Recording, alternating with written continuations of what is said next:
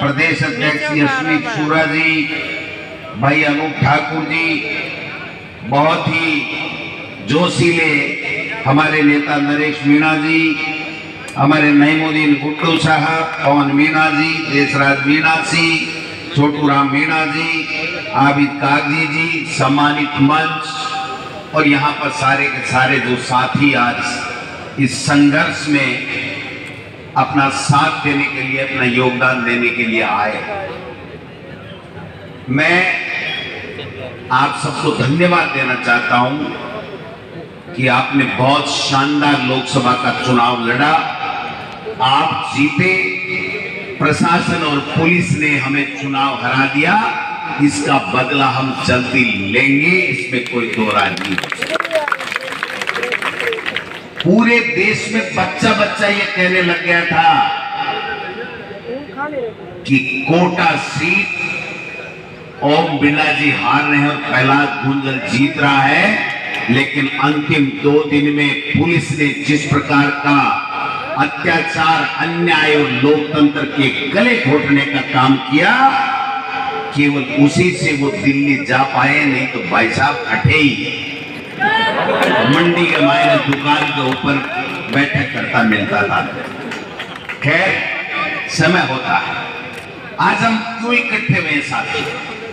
हम इसलिए इकट्ठे हुए हैं कि 6 महीने इस सरकार को हो गए और इस सरकार ने हमसे बहुत बड़े बड़े वादे किए थे। जब चुनाव चल रहे थे राजस्थान के विधानसभा के, हमारे खिलाफ भी दुष्प्रचार किया था कि रीट का पेपर आउट हो गया, आरपीएससी का पेपर आउट हो गया और हमारे बिजली की, पानी की, सड़क की, चिकित्सा की, कानून व्यवस्था की बातें ले लेकर के झूठ बोला गया।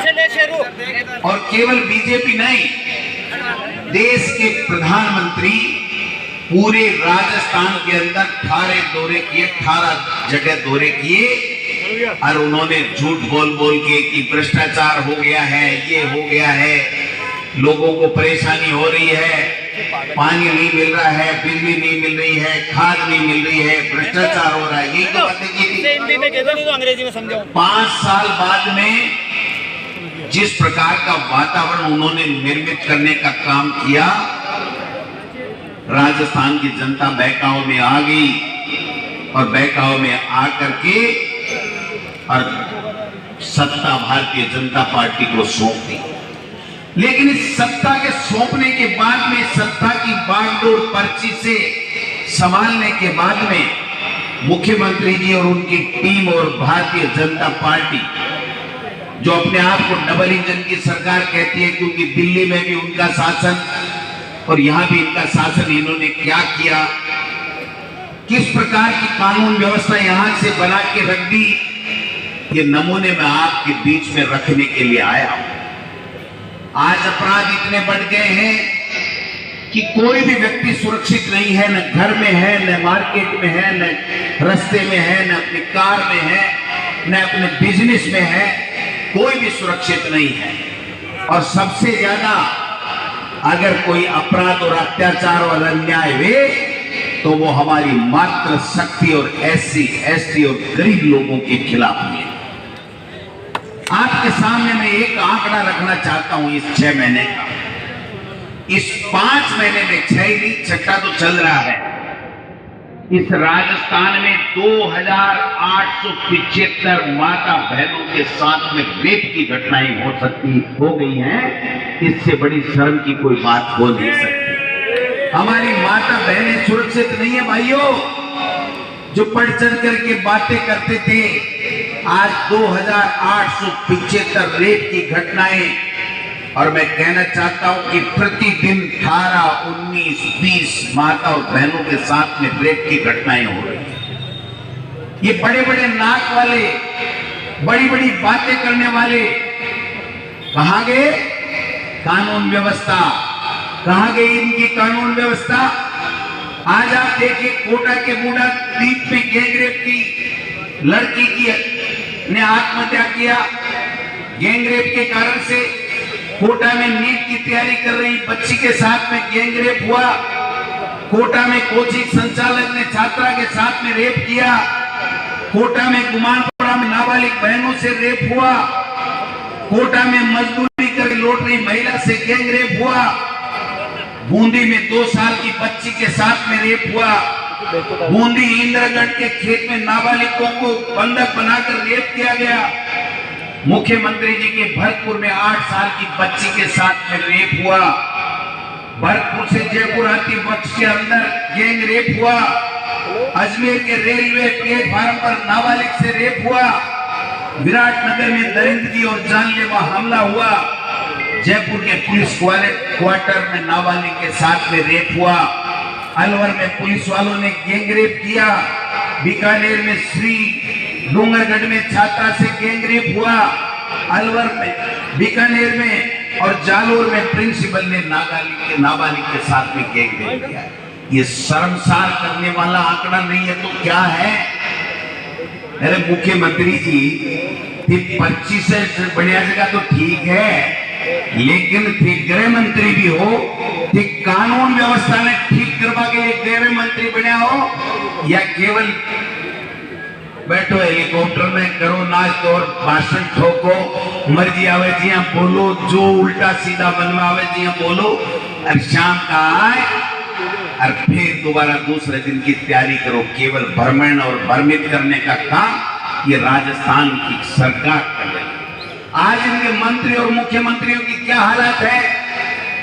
कोई मंत्री गाड़ी छोड़ रहा है, कोई जेब में इस्तीफा लिए घूम रहा है, कोई मुंडन करवा रहा है। अरे ये नौटंकी के लिए सरकार नहीं दी थी आपको।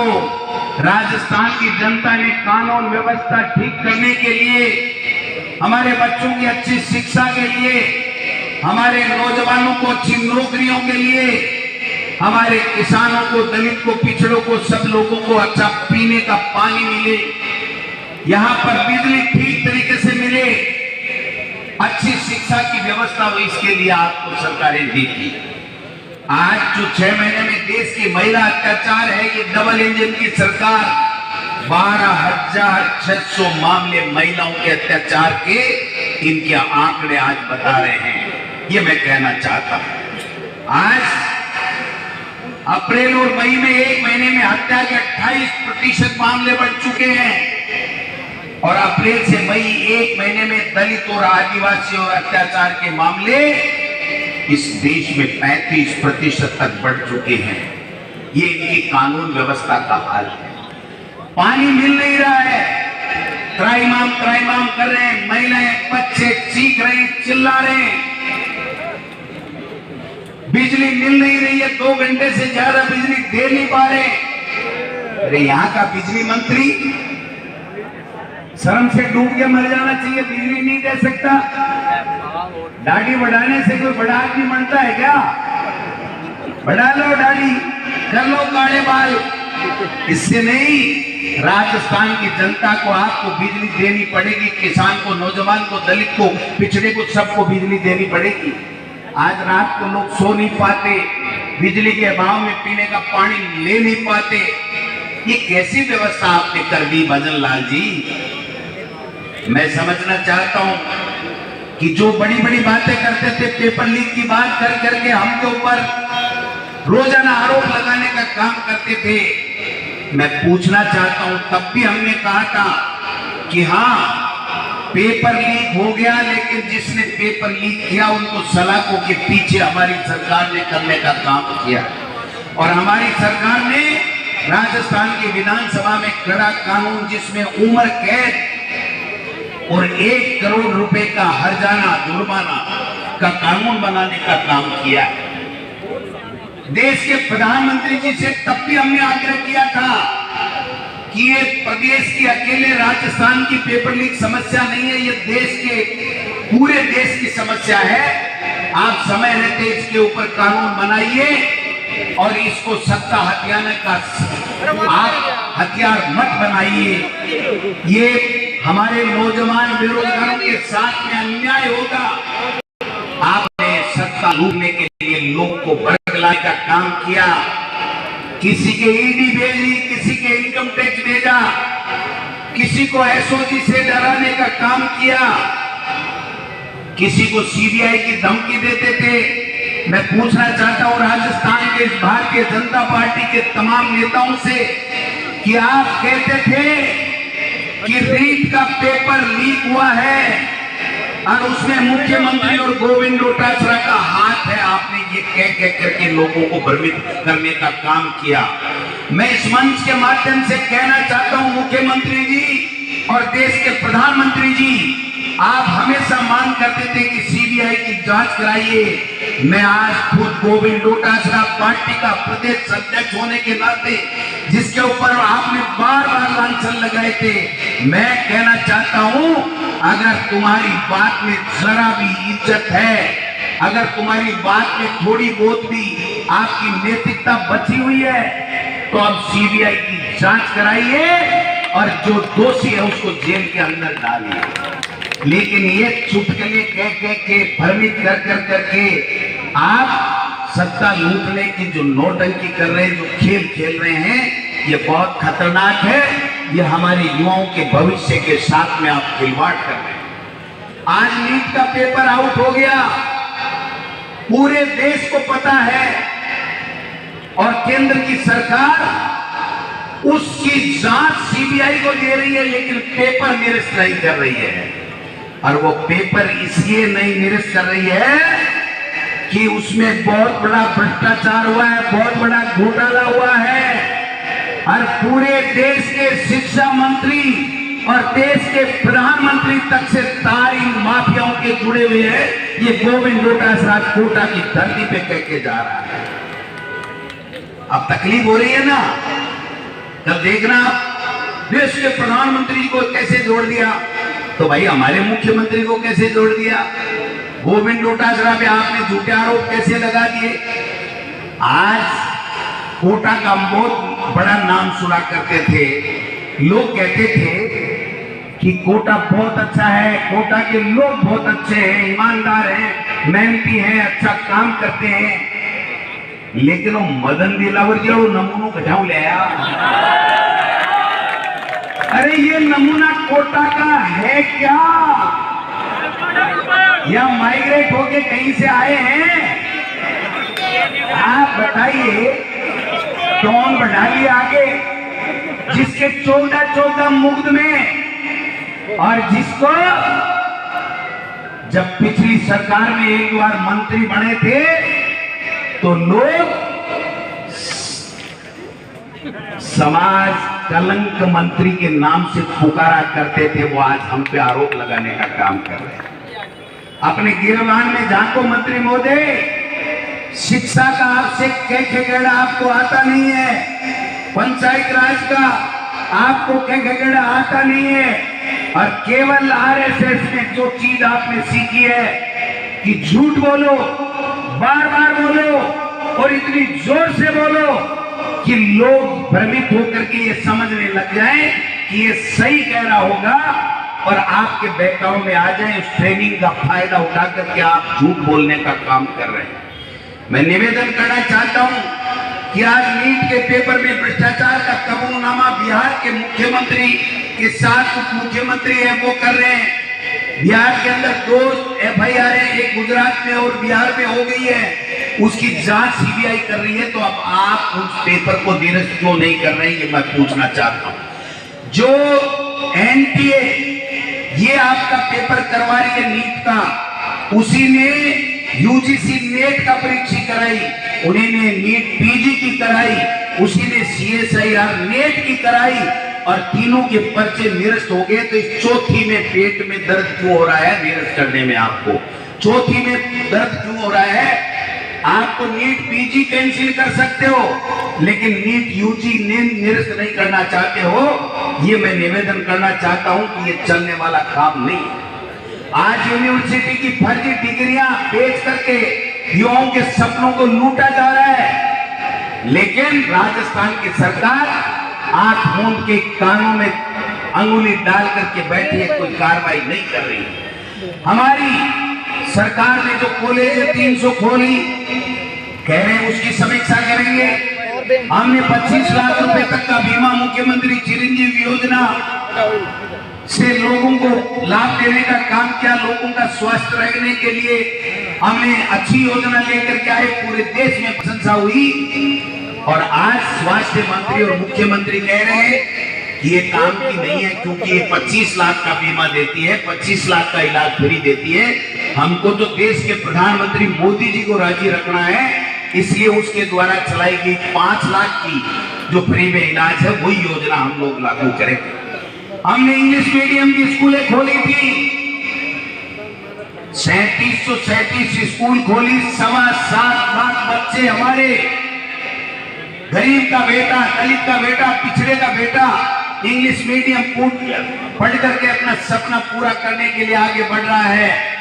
और उसके ऊपर आप सवाल उठा रहे हो कि कह रहे हैं कि अंग्रेजी को नहीं पढ़ावा। दिलावर साहब कह रहे हैं कि टावरा ने कागलो, कमेड़ी, चिड़कली, क्या बात कर रहे हो? कागलो, कमेडी, चिड़कली बांदरों पढ़ावेगा और आपके बेटी बेटा ने डॉक्टर बनावेगा। बेशरम कहीं के, शर्म नहीं आती तुमको? इंग्लिश मीडियम में कौन पढ़ता है? उनको ये पता नहीं है कि हमने डिस्ट्रिक्ट लेवल के ऊपर केवल 8वीं तक की स्कूल खोली थी, और उस 8वीं तक की स्कूल में वो हिंदी के मीडियम के सारे बच्चे नहीं आए थे। जो 10, 20, 50 जो सक्षम थे अंग्रेजी में पढ़ने के लिए, समझते थे इंग्लिश मीडियम को, वो बच्चे आए थे। बाकी हिंदी मीडियम में ट्रांसफर हुए थे दूसरी स्कूल में। और जो प्राइवेट स्कूलों में अपना गाड़ी कमाई का पैसा अपने बच्चे को इंग्लिश मीडियम में पढ़ाने के लिए खर्च कर रहे थे, वो 50-50 हजार रुपए साल के देते थे। वो बच्चे वहां से टीसी कटा करके सरकारी स्कूल में आए थे। और आज 10वीं का जो रिजल्ट आया माध्यमिक शिक्षा बोर्ड की तरफ से, मैं बड़ी जिम्मेदारी के साथ में कह रहा हूं कि हिंदी मीडियम से ज्यादा श्रेष्ठ परीक्षा परिणाम हमारी English medium, Mahatma Gandhi English medium के स्कूलों का रहा है। कहां बातें कर रहे हो आप? तर्क से बात करो, मुद्दे की बात करो। आप लोगों को बरगला करके और कितने दिन लावा लूटोगे भाई? अब की बार राजस्थान की जनता ने भाई जी 11 मोरिया बुला दिया का जो नींद मोरिया है 12 बच गो नहीं ओ मोरिया को हो के बने रात में नींद को नहीं आती। अगर प्रहलाद गुंजल दिल्ली लोकसभा में, इनको रात को नींद नहीं आती। बिना जुलाब लिया धस्त हो जाता, बिना जुलाब लिया धस्त हो जाता है। लेकिन कोई बात नहीं, मैं आपको कहना चाहता हूं चिंता करने की जरूरत नहीं है, डरने की जरूरत नहीं है। और एक मुझे बताया गया कि यहाँ एक आईजी है, उसका नाम है रवि दत्त गौड़, और वो बीजेपी के कहने से कांग्रेस के लोगों के पैदा करता है जोर। तो श्रीमान रवि दत्त गौड़ साहब, आप अपनी आदत से बाज आ जाओ, नहीं तुम्हारी नौकरी में पड़ जाएगा जोर।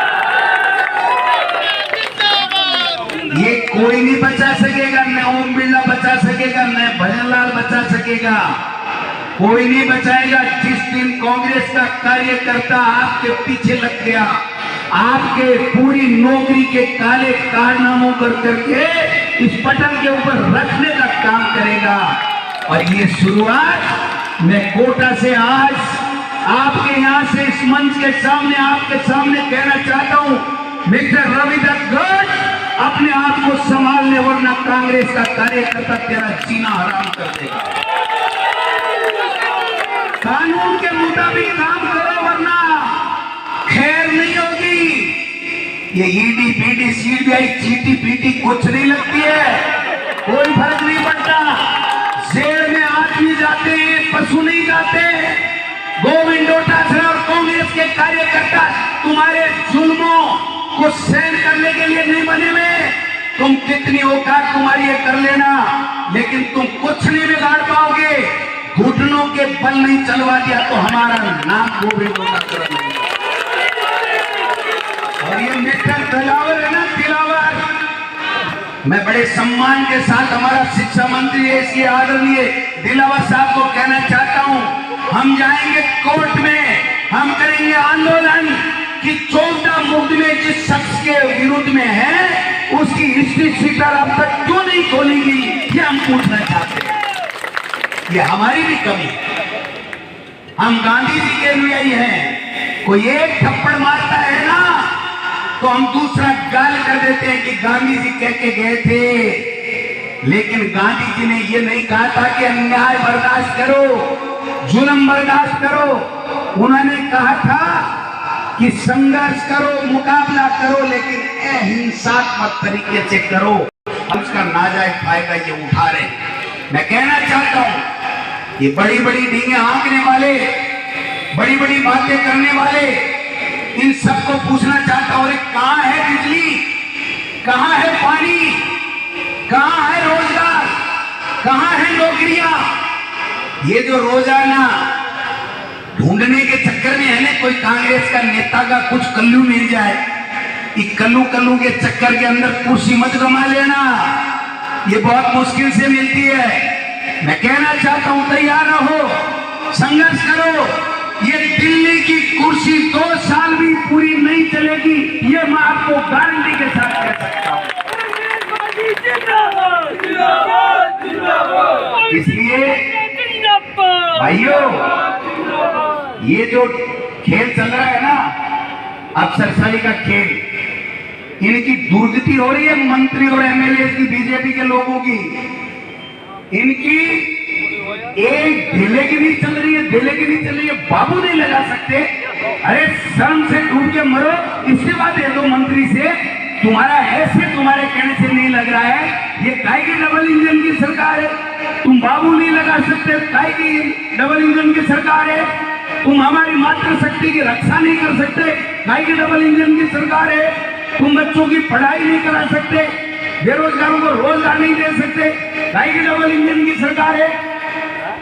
ये भजन मंडली इकट्ठी करी है ना, ये भजन भी नहीं गा सकती। इनको न भजन गाना आता, न राज चलाना आता, न कानून संभालना आता, कुछ भी नहीं आता है। ये तो झूठ बोल बोल करके लावा लूट ले गए। मैं कहना चाहता हूं, जो किसानों को हमने 100 यूनिट आम व्यक्ति को बिजली फ्री दी, आज नए कनेक्शन हो गए, वो बेचारे कह रहे हैं हमें तो लाभ नहीं मिल रहा। जो कृषि कनेक्शन में 2000 रुपए के हिसाब से 12,000 रुपए हम फ्री में किसान को देते थे, आज नए कनेक्शन जिनके हो गए उनके लिए कोई रजिस्ट्रेशन नहीं, कोई योजना नहीं। आज पूरे हॉस्पिटल में कहीं कोई इलाज नहीं हो रहा है। तो भाई टेंडर की सत्ता चेंज कर कर और पूरा का पूरे ठेके गुजरात के लोगों के देने का ये जो गुजरात मॉडल यहाँ राजस्थान में नहीं चलने देंगे, ये मैं आपको कहना चाहता हूँ। समीक्षा के नाम पे जिले बंद कर देंगे। अरे खोल लो तो गुंजाइश, बंद क्या कर दोगा? काका जी को राज है बंद कर दोगा? ये राजस्थान की जनता का अधिकार है, उसका हक है कि वो छोटी इकाई प्रशासनिक जिला तहसील पंचायत समितियां बना करके वो अपनी सुविधा के लिए बनाई जाती है। ये सरकारें हम आपके लिए चलाते हैं, हमारे घर भरने के लिए नहीं चलाते हैं, हमारी मर्जी से। तो 6 महीने हो गए, कान पक गए हमारे। समीक्षा कर रहे हैं, समीक्षा कर रहे हैं, समीक्षा कर रहे हैं। अरे एक बार एक समीक्षा इस पर्ची की भी दोबारा कर लो, इस पर्ची की दोबारा कर लो कि क्या यह सही निकली थी, गलत निकली थी। एक बार इस मंत्रिमंडल की भी दोबारा समीक्षा कर लो कि ये पंगु ऐसे ही बैठा दिए या कोई काम भी करेंगे। क्या बात कर रहे, तमाशा लगा रखा। हीट वेव में लोग मरे जा रहे, कोई इलाज नहीं। साइबर ठगी कर रहे, कोई इलाज नहीं, कोई पूछने वाला नहीं है, इनको कहने वाला नहीं है। और मेरे को एक आदमी कह रहा था कि यार राजस्थान का मुख्यमंत्री जोरदार है। मैंने कहा कैसे भाई? बोलो साहब एक उदाहरण मैं बताऊंगा आपको, मेरे साथ घटना घटी है। मैंने कहा बताओ। मुझे आश्चर्य हुआ कि यार राजस्थान के मुख्यमंत्री की कोई तो बड़ाई कर रहा है, अपने को सुनना चाहिए। तो मैंने पूछा भाई बता। कलेजा खड़ा किया कि यार कोई बहुत जोरदार बात बता देगा तो फिर अपन खिलाफ नहीं बोल पाएंगे। तो उसने कहा मैंने 1.5 महीने पहले मुख्यमंत्री जी को मिलने के लिए नाम नोट कराया था, 1.5 महीने बाद में भी मुख्यमंत्री जी को याद है और मेरे को बुला करके मेरे से बात कर ली। अरे मैंने क्या बढ़ाई कर रहा है कि बुराई कर रहा है? तू तो ये कहना चाह रहा है कि मुख्यमंत्री से कोई मिलना चाहता है तो 1.5 महीने तक ही नंबर नहीं आता। बोले भाई जी बात तो आई है पर मुख्यमंत्री है जमा तरीके से खेती। ये हालात बने हुए, न मुख्यमंत्री मिल सकता है न मुख्यमंत्री कोई काम करा सकते। ब्यूरोक्रेसी इतनी हावी हो गई है जिसकी कोई सीमा नहीं है। राजस्थान की विधानसभा आ रही है दोस्तों, मैं आपको विश्वास दिलाना चाहता हूं हमारे नेता प्रतिभा टीकाराम जी जूली के नेतृत्व में हम ये जो 60-70 के लगभग जो एमएलए है ना, इनकी नाक में नकेल डाल करके इनको नचाने का काम कर देंगे। इनकी नाक में नकेल डाल करके नचाने का काम कर देंगे। और हो सकता है एक आधा को पहले इस्तीफा दे करके चला जाए। देख नहीं ले हमारे से भले से हमें तो भाई जी माने तो क्या बागो तो मौको दे ही दियो। और प्राण रघुकुल रीत सदा चली आई, प्राण जाए पर बचन ना जाई। भाई जी आज चौपाई में ही चौकी लाकर कागजे पर साइन कर बैरंग हुए ने मंत्री से जना बहुत तकलीफ हुआ, बहुत मुश्किल से बहुत झूठ बोलने से मिले हुए पद हैं। इसलिए मैं कहना चाहता हूं कोटा की इस धरती के ऊपर जब आप याद करोगे हम आएंगे। आपने ये शुरुआत की है, इसको 25 लोकसभा क्षेत्रों में लेकर के जाएंगे, इनके घुटने टिकाएंगे, इनको मजबूर करेंगे कि आपकी समस्याओं का समाधान करें। किसान को खाद ढंग से मिले, उचित रेट पे मिले, किसान को बिजली पानी की समस्या नहीं आए, हमारे गरीब दलित पिछड़े जो बच्चे हैं उनको पढ़ने का अच्छा मौका मिले।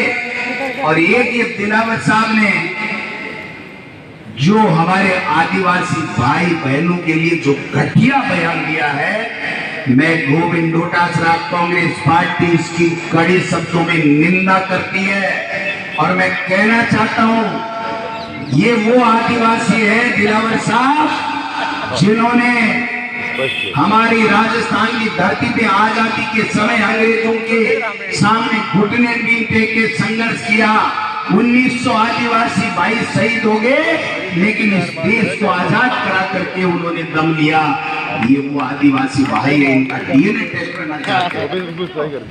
पहले तो आपके 14 मुद्दों का डीएनए टेस्ट करेंगे हम राजस्थान की विधानसभा में। 14 दिन 14 मुद्द में जब तक फुर्सत नहीं लेंगे, जब तक ये दिलावर साहब अपने बात के लिए, अपने दिए गए बयान के लिए माफी नहीं मांगे। और मैं कहना चाहता हूं ये रोजाना बक तो बंद करो, इसको जेल में डालेंगे, इसको जेल में डालेंगे। तुम्हारी जो हाईकोर्ट में रोक लगा रखी है ना, उसको हम निरस्त कराएंगे और जेल में आपको डालेंगे। गोविंद डोटासरा जेल में जाने वाला नहीं, क्योंकि गोविंद डोटासरा ने अपनी जिंदगी में कोई गलत काम नहीं किया। अगर पेपर चोरी में आज भी इनकी इतना भी अगर गोविंद डोटासरा का कहीं भी होना तो इनकी दवाई ने इनकी सरकार दोनों तरफ से जितने प्रयास करने थे कर लिए। लेकिन गोविंद डोटासरा ईमानदार, कट्टर ईमानदार, एक अध्यापक का बेटा। जब मुझे शिक्षा मंत्री का दायित्व मिला था तो मेरे आंख में आंसू आ गए थे खुशी के कि मैं एक अध्यापक का बेटा आज शिक्षा मंत्री बना हूं।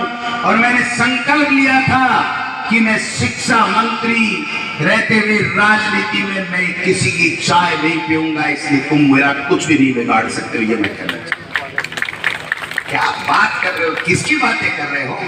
तुम स्कूलें खोलो, इंग्लिश मीडियम को मजबूत करो, जो वैकेंसी खाली रिक्त पड़े उनको भरो, आप लोग स्टाफिंग पैटर्न करो, पदों की नौकरियां निकालो, भर्तियां निकालो, भर्तियों करो। मैं कहना चाहता हूं ये जो रायता बिखेरा है ना इन्होंने हमारे ऊपर आरोप लगाने के चक्कर में, ये रायता वापिस इनसे समेटेगा नहीं। क्योंकि सुना है कि बूंदिया है ना, बूंदिया बिखरेड़ा दो चूगर मुट्ठी मान ले, लेकिन राय तो कपड़ा ही खराब करे, वापिस मुट्ठी में घुलिया में राय तो एक भर्ती सही नहीं कर पाएंगे। मैं कहना चाहता हूं एक भर्ती सही नहीं कर पाएंगे। मुख्यमंत्री जी भोले हैं, बहुत भोले हैं। कोई अफसर पर्ची देके पढ़ा देता है कि मुख्यमंत्री जी आज ये बयान देना है, तो बिना आगा पीछा सोचे, बिना सोचे समझे कि इतना बड़ा अधिकारी कह रहा है पर्ची दी है तो बोल दो, तो वो बोल देते हैं। लेकिन मुख्यमंत्री जी, मैं आपको एक दिन मांगी सलाह देना चाहता हूं, हो सकता उम्र में मैं आपसे छोटा हूं। ये अधिकारी है ना, ये किसी के नहीं है भाई साहब। चलती का नाम गाड़ी है, जिसकी चलती है उसके पीछे रहते हैं। ये तुम्हारे नहीं है। जब राजस्थान की पर्ची बदलेगी उसके बाद में नमस्ते करने एक भी अधिकारी नहीं आएगा। ये कार्यकर्ता ही है, जो चाहे कांग्रेस हो चाहे दूसरा दल हो, वहां पर अगर नेता को कोई सम्मान